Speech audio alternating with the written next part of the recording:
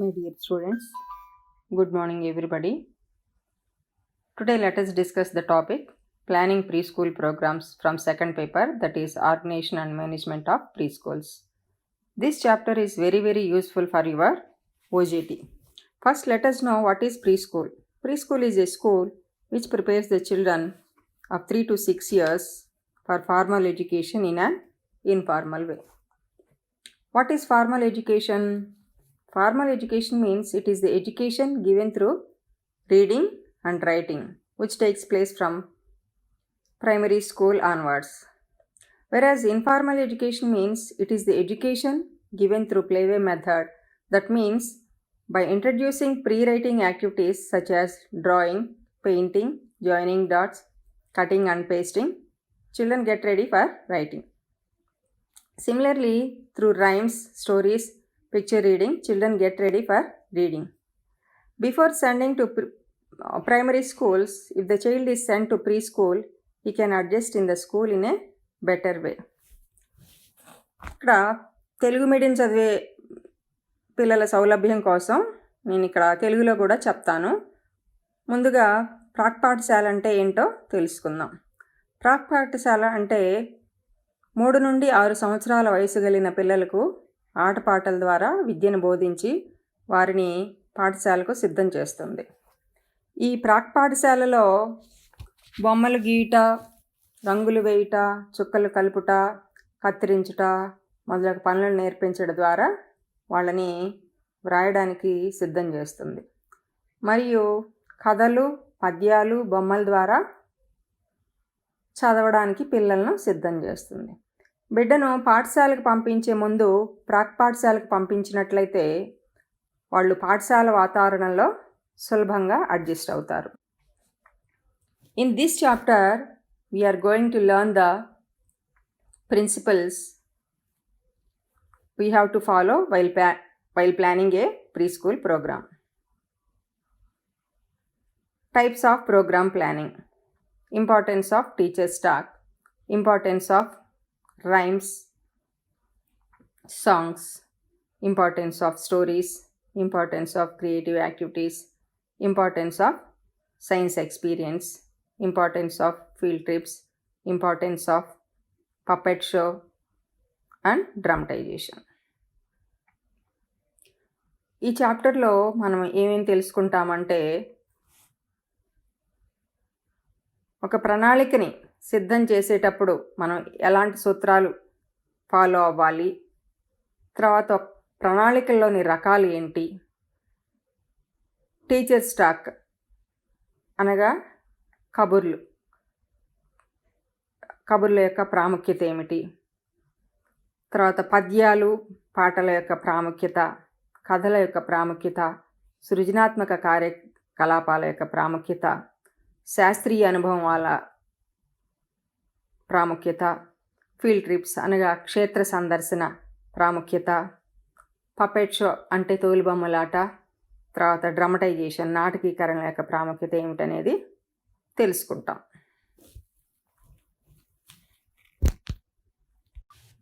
For the success of any program, planning is important.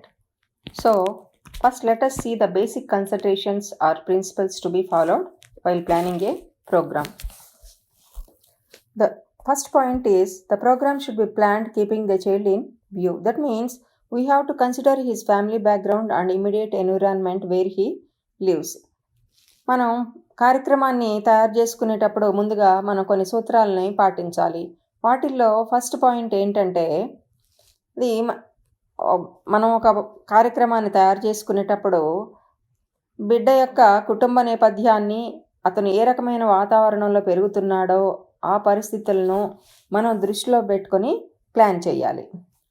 Second point, programme should provide for security, acceptance and proper emotional growth. Means programme must be useful for the emotional development of the children and security. అంటే ఈ programme ఏ విధంగా మనం plan చేయాలంటే, అది పిల్లల్లో భావోద్వేగాల అభివృద్ధిని పెంపొందించేట్లుగాను, మరియు వాళ్ళకి రక్షణ కల్పించేట్లుగా, విశ్వాసాన్ని కల్పించేట్లుగా ఉండాలి, మరియు వారి యొక్క ఆమోదయోగ్యం పొందేలాగా ఉండాలి. Coming to the third point, a balance should be maintained between individual and group activities.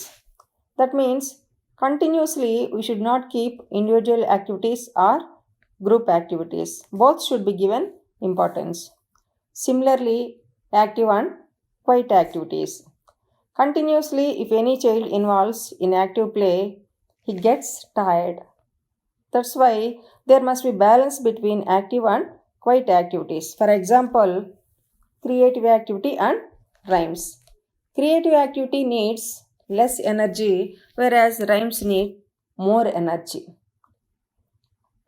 These two can be planned side by side so that it gets balanced. Same thing in case of indoor and outdoor activities, and even free and structured activities. Structured activities means nothing but organized games. మనం programme plan చేసుకునేటప్పుడు వ్యక్తిగత ఆటలకి మరియు సామూహికంగా ఉండే ఆ ఆటలకి రెండిటికి కూడా మనం ఈక్వల్ ఇంపార్టెన్స్ ఇవ్వాలి. మన ప్లానింగ్లో సమతుల్యత అనేది చూసుకోవాలన్నమాట. అదేవిధంగా యాక్టివ్ ప్లే ఉండాలి, తర్వాత క్వైట్ ప్లే ఉండాలి, నెక్స్ట్ మళ్ళీ యాక్టివ్ ప్లే, క్వైట్ ప్లే, ఆ విధంగా ఉండాలన్నమాట. ఇప్పుడు బిడ్డ ఒకే విధమైనటువంటి ఆటలో కనుక ఉన్నట్లయితే, అంటే ఫర్ ఎగ్జాంపుల్ అతను ఒంటరిగా ఆడుతున్నాడు అనుకోండి, ఎప్పుడూ అతను ఒంటరిగానే ఉంటాడు ఆటలో. ఆ ఒంటరిగా ఆడుకుంటున్న పిల్లల్ని గ్రూప్లో కలిసేట్లుగా చూడాలి. అదేవిధంగా గ్రూప్లో ఆడుకునే పిల్లల్ని ఒంటరిగా కూడా ఆడుకునేట్లుగా చేయాలి. అంటే రెండు రకమైనటువంటి పరిస్థితుల్ని వాళ్ళకి మనము ప్రోగ్రాంలో కల్పించాలి. తర్వాత యాక్టివ్ ప్లే, కంటిన్యూస్గా యాక్టివ్ ప్లే లో పిల్లవాడు ఎంగేజ్ అయి ఉన్నట్లయితే అతను ఎక్కువ శక్తిని కోల్పోతాడు. అందువలన ప్రోగ్రాంలో ఒక యాక్టివ్ ప్లే, ఒక ప్యాసివ్ ప్లే పెట్టాలి. Example, creative activity, rhymes. Creative activity అంటే ఒక ప్రదేశంలో కూర్చొని చేసే పని కాబట్టి అందులో అతను తక్కువ శక్తిని ఉపయోగిస్తాడు. అదే రైమ్స్ అంటే అతను యాక్షన్ చేయాలి మరియు చెప్పాలి కాబట్టి అధిక శక్తిని కోల్పోతాడు. సో ఈ రెండు పక్కపక్కన పెట్టినట్లయితే పిల్లవాడు ఎక్కువగా అలసిపోయేదానికి అవకాశం ఉండదు. అదేవిధంగా మనం ప్రోగ్రాంలో ఇండోర్ యాక్టివిటీస్కి, అవుట్డోర్ యాక్టివిటీస్కి కూడా ఈక్వల్ ఇంపార్టెన్స్ ఇవ్వాలి. అదేవిధంగా ఫ్రీ అండ్ ఆర్గనైజ్డ్ ప్లే. కొంతమంది పిల్లలు ఒంటరిగా ఆడుకుంటూ ఉంటారు. అలాంటి వాళ్ళని ఆర్గనైజ్డ్ గేమ్లో కూడా పార్టిసిపేట్ చేసేట్లుగా చూడాలి. అంటే వాళ్ళు అన్ని రకాల ఆటల్ని ఆడుకునేట్లుగా, ఏ ఒక్కదానికో వాళ్ళు ఫిక్స్ అయిపోకుండా మనం ప్రోగ్రామ్ ప్లానింగ్ చేసుకోవాలన్నమాట. Next, coming to the fourth point, the programme planning should follow a logical sequence. Logical sequence means here whatever we are doing for that, there must be some reason. Blindly we cannot follow something. As I said already, children should neither be made to sit passively for a long time, nor should they have long periods of active play, because it leads to more loss of physical strength. ఈ కార్యక్రమ ప్రణాళిక అనేది ఒక శాస్త్రీయ క్రమముని అనుసరించాలి. అంటే ముందు చెప్పిన విధంగా ఎక్కువ కాలం ప్యాసివ్ ప్లే అంటే కూర్చొని చేసే పనుల్లో గడపకూడదు. అదేవిధంగా ఎక్కువ కాలం చురుగ్గా ఉండే పనుల్లో కూడా గడపకూడదు. దానివలన బిడ్డ శారీరక బలాన్ని ఎక్కువగా కోల్పోతాడు. Next point, program should provide opportunities for self-development and creative self-expression. Program should be useful for the all-round development of the children. All-round development means that is physical development, motor development, social, emotional, moral, intellectual, everything. And it should bring out the creativity of the children. Each and every child has their own creativity and their own thoughts, skills and talents. So our program should bring out all these abilities from the children. మన programme పిల్లలకి ఏ విధమైన అవకాశాలని కల్పించాలి అని అంటే, వారి యొక్క సర్వతోముఖ అభివృద్ధి అంటే వారి యొక్క అన్ని రకాల అభివృద్ధికి ఉపయోగపడేట్లుగా, అంటే మానసిక అభివృద్ధి, చలన అభివృద్ధి, భావోద్వేగాల అభివృద్ధి, వారి యొక్క తెలివితేటల అభివృద్ధికి అన్నిటికీ అన్ని రకాలుగా తోడ్పడేట్లుగా మన ప్రోగ్రామ్ని మనం ప్రణాళిక చేసుకోవాలి. అయితే వాళ్ళల్లో ఉన్నటువంటి సృజనాత్మకతని, వాళ్ళల్లో ఉన్నటువంటి నైపుణ్యాలని, తెలివితేటల్ని, వాటన్నిటిని కూడా వాళ్ళ టాలెంట్ని, వాళ్ళ ఆలోచనని బయటకు తీసుకొచ్చేట్లుగా మన ప్రోగ్రామ్ ఉండాలి. Coming to the next point, activities plan should promote discipline. What does it mean? Whatever activities we are planning, that should promote discipline in the children. They must be useful for their self-discipline. And for example, encouraging the children to wash their hands before and after meals, and forming a queue while going to the ground and while coming to the classroom, waiting for their turn, etc. And respecting others' rights. Respecting others' rights means here, before using others' things, that means they have to get permission from them. Without others' permission, they should not use anything. That knowledge they must have. See, in all these things, we have to bring awareness in the children so that it will be useful for their discipline. మనం ప్రోగ్రాంలో ఉండేటువంటి కార్యకలాపాలు ఎలా ఉండాలి అంటే, పిల్లల్లో వారి యొక్క క్రమశిక్షణని అభివృద్ధి చేసేట్లుగా ఉండాలి. ఆ క్రమశిక్షణ అనేది మనం ఎలా నేర్పిస్తాము? ఉదాహరణకి, భోజనం చేయటానికి ముందు వెనక వాళ్ళు చేతులు కడుక్కోవడం, తర్వాత ఆడుకుంటానికి గ్రౌండ్కి వెళ్ళేటప్పుడు ఒక క్యూలో వెళ్ళడం, మళ్ళీ క్లాస్ రూమ్కి వచ్చేటప్పుడు ఒక క్యూలో రావడం, ఒక పద్ధతిని ఫాలో అవ్వడం, ఏదైనా ఒక పని చెప్పినప్పుడు వారి యొక్క వంతు వచ్చే వరకు వెయిట్ చేయడం, ఇతరులని గౌరవించడము, ఇతరులతో థింగ్స్ని పంచుకోవడము, ఇవన్నీ కూడా మన ప్రోగ్రాంలో మనం వాళ్ళకి కలిగించాలి. Next one, child should be provided ample opportunities to interact. This can be done by exposing the child to peers, materials, toys and other adults so that the child develops how to talk and behave with others. ఇక్కడ మనం బిడ్డకు ఏ రకమైన వాతావరణాన్ని, అవకాశాన్ని కల్పించాలంటే, ఇతర పిల్లలతో ఆడుకోవడానికి అవకాశాన్ని ఇవ్వాలి. అలాగే మన దగ్గర ఉన్న మెటీరియల్ని ఉపయోగించుకునే అవకాశాన్ని ఇవ్వాలి. తర్వాత బొమ్మలతో ఆడుకోవడం, ఇతర పెద్దలు అంటే ప్రీ స్కూల్లో ఇతర పెద్దలు అంటే ఎవరు ఉంటారు? టీచర్, ఆయా మొదలైన వారు ఉంటారు. వారితో పిల్లలు కలిసిపోయే విధంగా మనం అవకాశం ఇవ్వాలి. దీనివలన ఎలా మాట్లాడాలి, ఎలా ప్రవర్తించాలి అనేది తెలుసుకుంటారు. మనం కార్యక్రమ ప్రణాళికలో ఈ విధమైనటువంటి అవకాశాలని కల్పించాలి. Next 8th point, children should get turn to share work. The program should be planned in such a way that they should share work with others and proceed from the familiar to unfamiliar, simple to complex. That means from easy to difficult activities. పిల్లలు వర్క్ని ఇతరులతో పంచుకునే అవకాశాన్ని మనం కల్పించాలి. అంతేకాకుండా మనం పిల్లలకు పని ఇచ్చేటప్పుడు ఏ విధంగా ఉండాలి అంటే, తెలిసిన పని నుండి తెలియని పని, అంటే తెలిసిన పని చేయడం ద్వారా పిల్లల్లో ఉత్సాహం పెరుగుతుంది. దానివలన తెలియని పనిని కూడా తెలుసుకుని చేస్తారు. అదేవిధంగా చిన్న పనిని ఇచ్చి తర్వాత పెద్ద పనిని ఇవ్వాలి. చిన్న పనిని విజయవంతంగా చేసినప్పుడు తర్వాత పెద్ద పని చేయడానికి ఉత్సాహం చూపిస్తారనమాట. ఈ విధంగా మనం ప్రోగ్రామ్ని రచించుకోవాలి.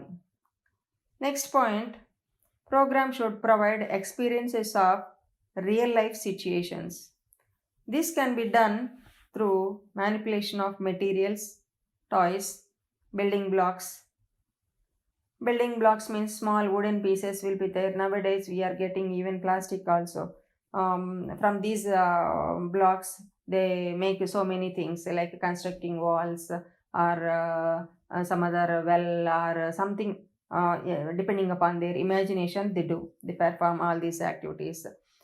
Building blocks, flashcards, pictures. Through flashcards they learn various stories, and from pictures they can read pictures, means in that picture what is going on, everything they are able to tell. Paintings, drawings, dramatic expressions and sounds and so on. See here మనం ప్రోగ్రాంలో ఇచ్చేటువంటి అనుభవాలు ఎలా ఉండాలి అని అంటే అవి నిజ జీవితానికి దగ్గరగా ఉండాలి. ఈ play material, toys, building blocks అంటే ఆల్రెడీ చెప్పాను కదా, చిన్న చిన్న చెక్క ముక్కలు ఉంటాయి. అవి ఇవాళ ఈ రోజుల్లో ప్లాస్టిక్లో కూడా మనకి దొరుకుతున్నాయి. వాటిని పిల్లలు రకరకాలుగా నిర్మిస్తారు వాళ్ళ ఊహకి తగినట్లుగా.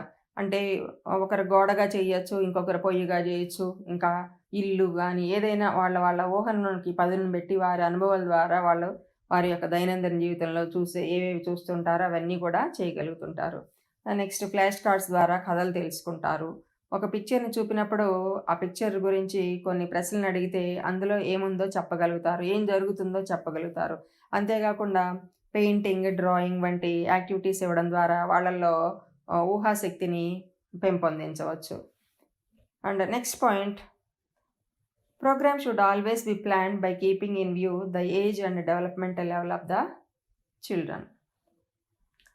While planning a program for a preschool, we have to consider the age and developmental levels of the children. మనం ప్రోగ్రామ్ను ప్లాన్ చేసేటప్పుడు పిల్లవాడి వయసు, అతని అభివృద్ధిని దృష్టిలో పెట్టుకొని మనం ప్లాన్ చేయాలి. అంటే ఉదాహరణకి ప్రీ స్కూల్లో 3 sections ఉంటాయి. For example, pre school consists of nursery, LKG and UKG. The pre school program should differ from nursery to LKG and from LKG to UKG because their age and developmental levels are different. ఈ ప్రాక్ పాఠశాలలో మూడు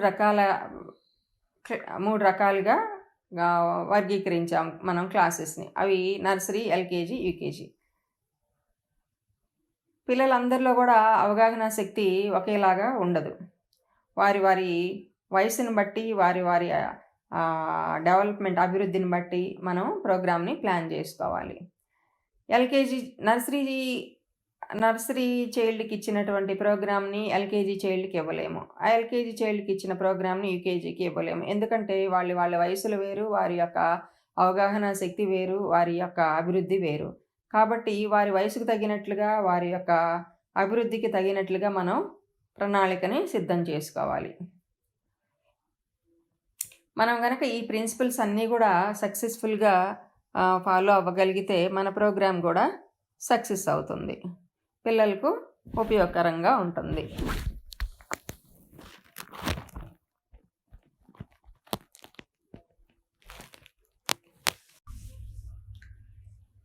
Now coming to the types of program planning. An easy program should be flexible and innovative. The teacher has to be clear about the long-term developmental objectives. Accordingly, she has to provide a balanced easy program for the children. Here, the full form of EC is Early Childhood Education. Program should be flexible means it can be changed. For example, on a rainy day, if the child's interest is on making boats and playing with water, then the teacher can change the program. And it should be innovative, means some newness must be there. Here the teacher must have knowledge about the objectives, and accordingly she has to plan the program. Here there are two types of planning. One is long-term planning and another one short-term planning. Let us see what is long-term planning. It means chalking out a program for the whole year. This should be done in terms of specific developmental objective to be promoted. It means the objectives for the development of the children should be taken up. And next one, identification of themes for the year. It means which would form the content of the program. For example, we can select themes such as festivals, birds, animals, plants, flowers, transportation, etc. Activities to be conducted based on the theme. Activities based on the themes would help in promoting development in children in line with the objectives. Next one, material required for conducting the activities. To meet all this, we need material like posters, charts, pictures, toys, play equipment, etc. Next point is budget requirement to implement the plan. As you know, without budget, we cannot do anything. For the success of any program, budget is required. To implement the program effectively and easily, it is divided into quarterly and monthly plans. Again, monthly program is divided into weekly and daily plan. Next, coming to the short-term planning. It is planned for a short period. For example, weekly plan and daily plan. ఇక్కడ EC programme అనేది ఎలా ఉండాలి అంటే ఫ్లెక్సిబుల్గా, అంటే మార్చుకుంటానికి అనుగుణంగా ఉండాలి. బిడ్డ యొక్క ఇంట్రెస్ట్ని బట్టి మనం దాన్ని మార్చుకునేట్లుగా ఉండాలి. ఉదాహరణకి ఒకరోజు వర్షం పడుతున్నట్లయితే ఆ రోజు ఆ బిడ్డకి బోట్ తయారు చేసి దాన్ని నీళ్లలో వేసి ఆడుకోవాలనే కోరిక కలిగినట్లయితే టీచర్ ఆ విధంగా చేయడానికి సిద్ధంగా ఉండాలి. అదేవిధంగా ఆ ప్రోగ్రాంలో కొత్తదనం కూడా ఉండాలి. టీచర్కి ఒక ప్రోగ్రాం గురించి అవగాహన ఉండాలి. ఎలా అంటే దీర్ఘకాలంలో అభివృద్ధికి తోడ్పడే అంశాల గురించి టీచర్కి స్పష్టమైన అవగాహన ఉండాలి. దాని ప్రకారం ఈసీ ప్రోగ్రామ్ని ఏర్పాటు చేసుకోవాలి. ఇక్కడ ఈ ప్లాన్లో 2 రకాలైనటువంటి ప్రణాళికలు ఉన్నాయి. ఇక్కడ 2 రకాలైనటువంటి ప్రణాళికలు ఉన్నాయి. ఒకటి స్వల్పకాలిక ప్రణాళిక, 2 దీర్ఘకాలిక ప్రణాళిక. దీర్ఘకాలిక ప్రణాళిక అని అంటే ఒక సంవత్సరం మొత్తానికి సంబంధించినటువంటి ప్రణాళిక. ఇందులో ఏమేమి ఉంటాయంటే మనం ఏమేమి గుర్తించాలంటే పిల్లలకి అభివృద్ధికి తోడ్పడేటువంటి ముఖ్య ఉద్దేశాలని కన్సిడర్ చేయాలి. ఆ తర్వాత థీమ్స్ని మనం ఐడెంటిఫై చేయాలి. అంటే ఆ ప్రోగ్రామ్ యొక్క కంటెంట్ని మనం గుర్తించగలిగేట్లుగా ఉండాలి. ప్రోగ్రామ్ యొక్క కంటెంట్ని మనం సిద్ధం చేసుకోవాలి. ఉదాహరణకి కంటెంట్ ఎలా ఉండొచ్చు అంటే పండుగలు, పక్షులు, జంతువులు, వాహనాలు, పువ్వులు మొదలైనవి. అంటే ఒక రకంగా చెప్పాలంటే ఇది సిలబస్ అన్నమాట. అదేవిధంగా థీమ్స్కి రిలేటెడ్ మనం కండక్ట్ చేసేటువంటి యాక్టివిటీస్ థీమ్స్కి రిలేటెడ్గా ఉండేట్లుగా చూసుకోవాలి. దీనివల్ల పిల్లల అభివృద్ధి ప్రణాళిక ఉద్దేశాలకు చేరుకునే దిశగా ఉంటుంది. తర్వాత మెటీరియల్, వీటన్నిటిని కూడా కండక్ట్ చేయడానికి, యాక్టివిటీస్ కండక్ట్ చేయడానికి మనకి మెటీరియల్ అవసరమవుతుంది. ఎలాంటి మెటీరియల్ కావాలంటే posters, charts, pictures, toys, play equipment ఇలాంటివన్నీ అవసరం అవుతాయి. వీటన్నిటికంటే ముఖ్యంగా మనకి వీటన్నిటినీ కూడా సక్సెస్ఫుల్గా ఫుల్ఫిల్ చేయడానికి, ప్లాన్ చేయడానికి మనకి బడ్జెట్ అవసరం అవుతుంది. ఒక ప్రోగ్రామ్ ఏదైనా సక్సెస్ అవ్వాలంటే అది ముందుగా బడ్జెట్ మీదే ఆధారపడి ఉంటుంది. ఇక్కడ మనం ఈ ప్రోగ్రామ్ని మనం 2 రకాలుగా తిరిగి మళ్ళీ వివిధ రకాలుగా విభజించుకోవాలి. అది సంవత్సర ప్రణాళికని క్వార్టర్లీగా, మంత్లీగా, మళ్ళీ మంత్లీ ప్లాన్ని వార ప్రణాళికగా, రోజు ప్రణాళికగా మనం తయారు చేసుకోవాల్సి ఉంటుంది. నెక్స్ట్ వన్ స్వల్పకాలిక ప్రణాళిక. ఈ స్వల్పకాలిక ప్రణాళికకి అంటే స్వల్పకాలిక ప్రణాళిక అంటే ఆ పేరులోనే ఉంది, ఒక తక్కువ కాలానికి ఈ కార్యక్రమం ఉంటుందన్నమాట. ఉదాహరణకి ఒక వారానికి సంబంధించిన ప్రణాళిక, ఒక రోజుకు సంబంధించిన ప్రణాళిక. Coming to the sample program for a preschool.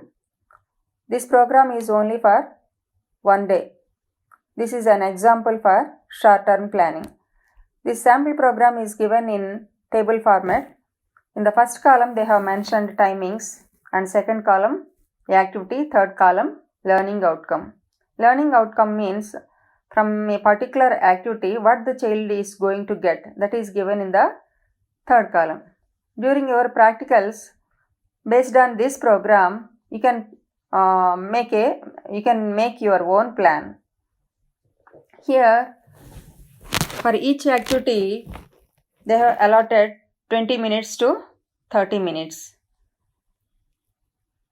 Maximum time, that is 30 minutes, is given for play, that is free play, and creative activity and drawings.